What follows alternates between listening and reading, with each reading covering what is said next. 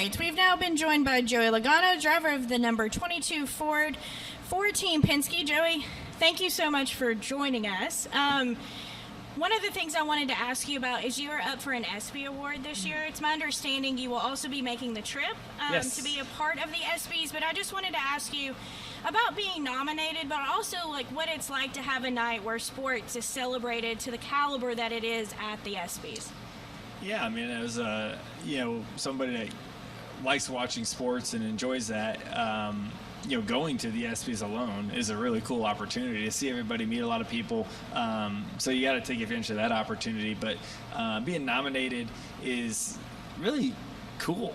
I don't know how many words you can really say to describe it.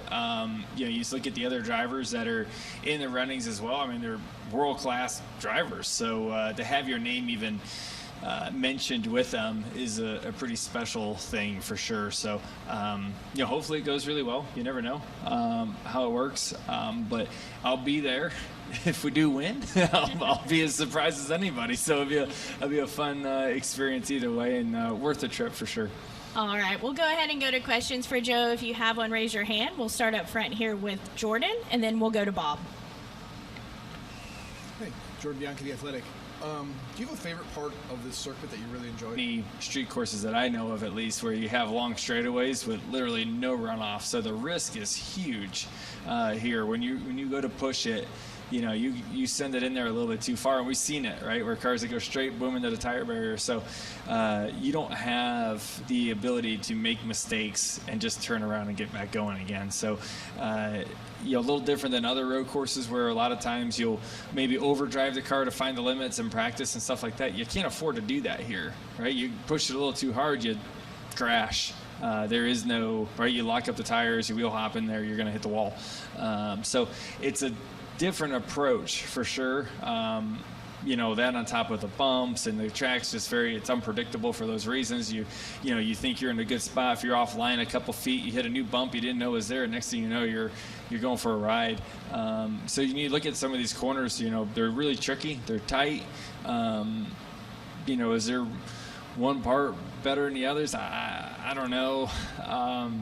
You just have a lot of different variables that you don't typically have, even at other road courses, right? And you think about the way the road crowns, right? There's something different. The going over bridges and those bumps and different textures and all the different lines that are painted out there. I mean, there's a lot of different things going on than what we typically have. Obviously, we don't have curbing, so you hit the wall if you get it too close. So it's just the risk is very, very high when you're trying to make speed here. Bumps, turn 10 is got a pretty notorious bump, it sounds like, coming into turn 10, I'm talking about there, out of 9, kind of the fountain area. Yeah, right. Yeah. Fountain, yeah. What do you think of that bump? I've heard drivers say that's quite challenging. I mean, it's sketch. You're kind of booking around the waterfall there, and then you're switching directions, and you're going down that little chute it's 2 lanes wide, and surprisingly, you watch these races back, people make passes through there, which is it's wild, right? Because you just think it's so tight. You feel like you're going really fast, you're really not, right? But it's such a tight area that you feel like you're booking it, and the car, like, again, is bouncing all over the place. And that's another part of the track too. When it rained, and if it does again, that part of the track doesn't dry very well. Just kind of being at the bottom of the hill there, it seems like the water kind of puddles up there more and takes longer to dry. I don't know if the sun doesn't quite get there as good either. Either way, that was like the track that stayed the most wet throughout the whole race. So it's tricky through there for sure. Yeah. Especially when it's raining, you don't know what your grip level is every lap, right? And you're like, is it going to be slicker or is it going to be more grip? And if it catches you off guard, you're wrecked. Okay, Bob? Bob Cockers, Fox Sports. I know you talk to NASCAR a lot about competition things, but I'm curious, a lot of talk, whether this is the last year here or not. Do you get involved in any of the discussion of suggestion of whether to race here or race somewhere else? No, I do not get in the middle of that. I think as, the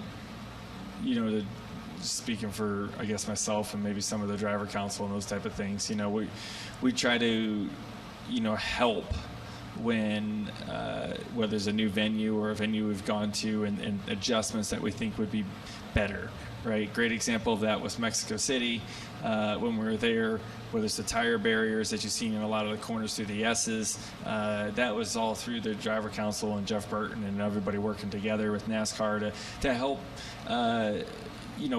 make sure that the race is officiated correctly and puts on the best racing possible for the fans, right? I feel like that's what one of the main roles for the council is. And, so whether that's racing here in Chicago, there can be suggestions on what we can do better, but and we voice those, and wherever the next one may be, if it's here again, if it's somewhere else, whatever happens, we'd like to be in the middle of those discussions of some of the things that we'd like to see on track and even off track for the experience for the drivers, the teams, and the fans. As far as on track, last week was kind of the first real look at the new DVP policy as far as lots of cars and what you can fix and what you can't. Are you comfortable with kind of what you saw last week, or as a guy who didn't get to fix, maybe we didn't fix much. I didn't really. You wanted to fix? I didn't really experience the full thing as we were just parked on pit road and it was done with the radiator knocked out of it, and it's not on the list. So. It's funny watching your videos of the garage. It looked like a parking garage. It was. It's kind of wild to see that many cars wiped out there, but part of the game. I guess it went fairly smooth. I watched on TV a couple, from there, and I watched the lift system work for a couple cars. That was neat to see that actually go into effect and see a car stuck, and they plugged it in and boom, and I drove off. That's cool. That's a start. I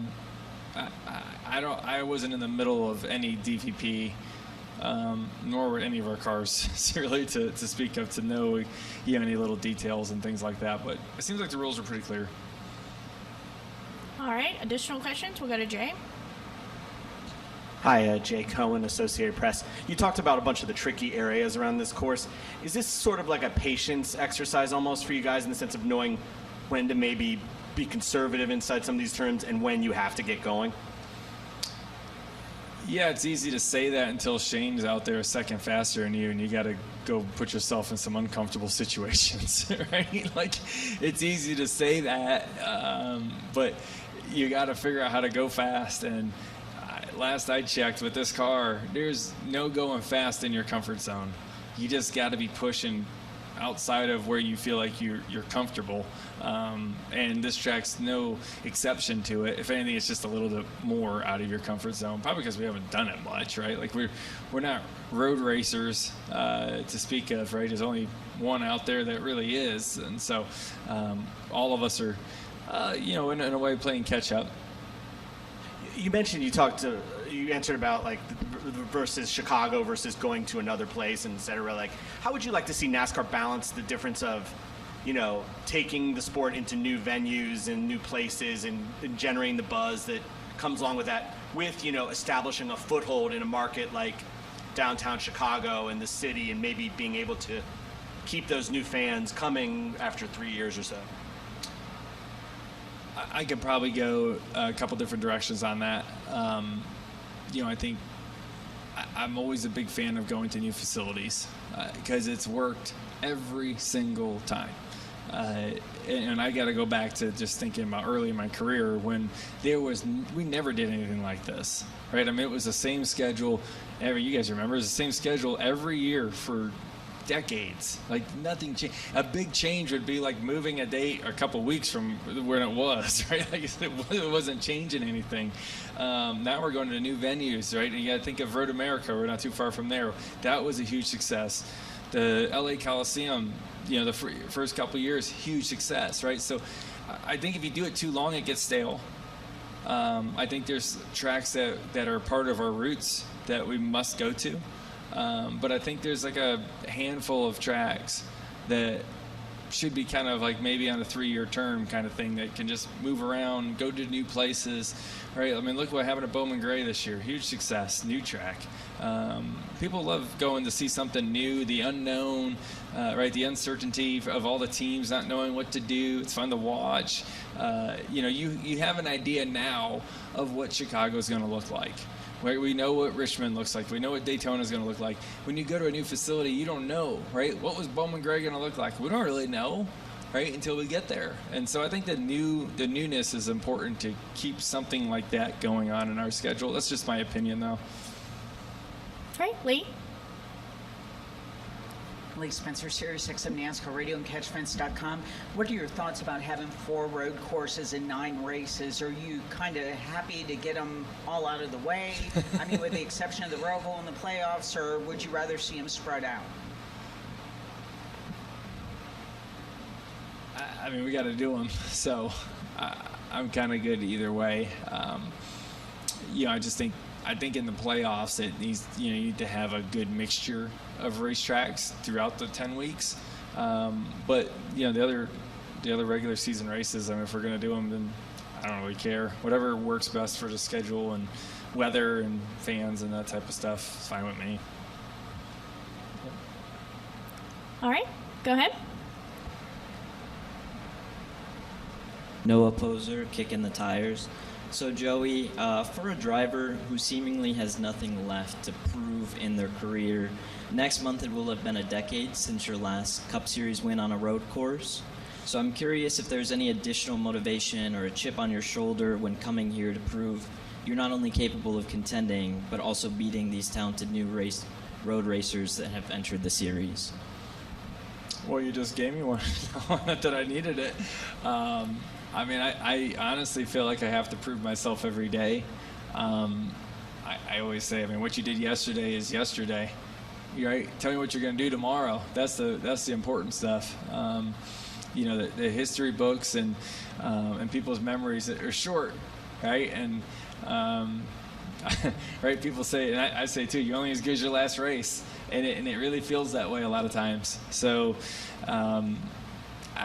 I've had a great career. You're right. A lot of great accomplishments, a lot of really cool moments. Have I hit all the markers that I set out to hit? No, I haven't. So I still got plenty to go out there and want to achieve for sure. All right, any final questions for Joey? Okay, Dustin? Dustin Albino, J-Ski. Joey, if weather is a factor on Sunday, having multiple attempts here now in the rain, is that more comforting than the first time? Oh, at least what you're getting into. Comfortable? Never. I don't think so.